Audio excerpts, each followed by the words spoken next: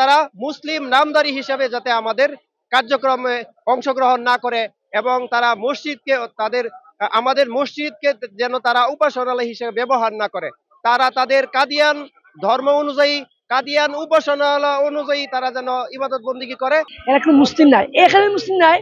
খাতাবান নবীন, আল্লাহ কুরআন শরীফে বলেছে খাতাবান নবী শেষ নবী, আর নবী আসবে না, এরা মানে না, এদের কাফির। কাফির হিসেবে দুনিয়ার থাকুক। যেমন হিন্দু আছে, খ্রিস্টান আছে, বৌদ্ধ আছে, তার ধর্ম চলতেছে।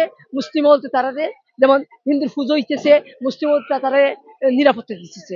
এইভাবে তারা থাকুক, এরা মুসলিম হিসেবে দাবি করা ঠিক নাই। কেননা আল্লাহ তাআলা বলেছেন যারা আমার মুহাম্মদ সাল্লাল্লাহু আলাইহি ওয়াসাল্লাম মায়া করতো, এইরকম মা বাপকে আরো ইজ্জত দিতে হবে। মা বাপকে আমরা যেভাবে মায়া করি এর চেয়ে বেশি অবদান দিতে হবে হযরত মুহাম্মদ মুস্তাফা সাল্লাল্লাহু আলাইহি ওয়াসাল্লাম। যে রাসূলকে আল্লাহ নিজে বলেছেন, রাসূলও বলেছে খাতাবান নবীন, আমি নবী, ওর পরে আর কেউ নবী আসবে না।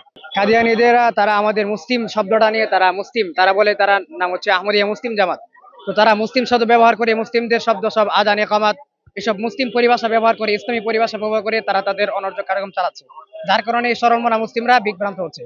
তো আমরা চাই তারা কোনো সমস্যা নাই, তারা যদি মুসলিম শব্দটা বাদ দিয়ে তারা তাদের মতো করে থাকে তাহলে কোনো সমস্যা নাই। কিন্তু মুসলিমদের যেসব শব্দ আছে, মুসলিম যেসব কালচার আছে, এগুলো বাদ দিয়ে তাদের মধ্যে বসবাস করে কোনো সমস্যা নেই। কিন্তু তারা আমাদের যে নামাজ, ইকামাত, হজ এই সব কিছু তারা করে, কিন্তু মূলত তারা মুসলিম না, কারণ তারা রাসূলকে বিশ্বাস করে না।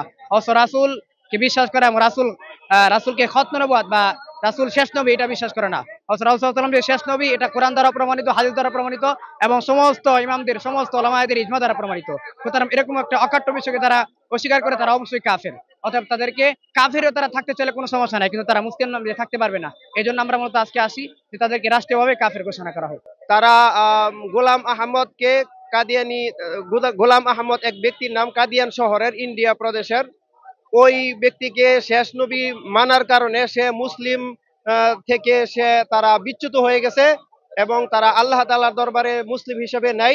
তারা তারা যদি মৃত্যুর পূর্বে ঈমান আনয়ন না করে এবং তওবা আনয়ন না করে এবং শেষ নবীকে নবী হিসেবে না মানে, তো আল্লাহ তাআলার দরবারে তারা এরকম মুসলিম থেকে খারেজ এবং তাদের হাসর নাসর হবে, মৃত্যুর পর তারা চিরস্থায়ী জাহান্নামে হবে।